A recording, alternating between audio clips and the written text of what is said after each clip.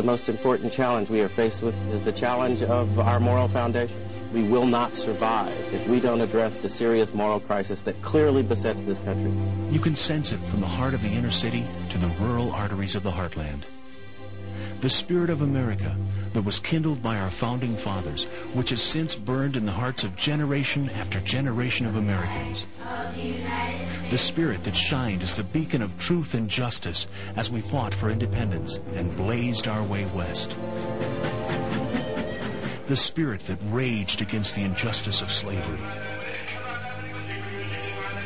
The spirit that illuminated the ramparts as the world was embroiled in a desperate fight against tyranny. The spirit which has burned so brightly in America is being snuffed out, not from an outside force, but rather from an ill wind of steady moral decay and apparent apathy that has been sweeping across the soul of this nation for the past several decades.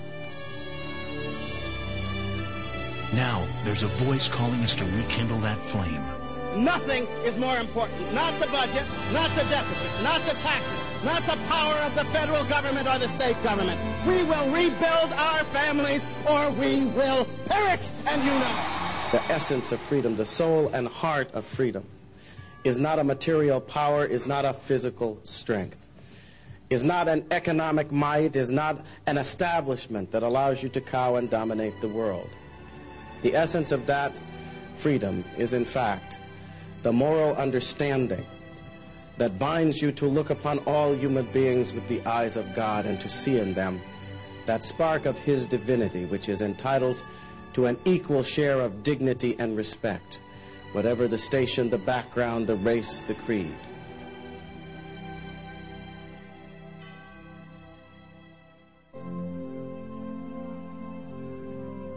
Show your support for America.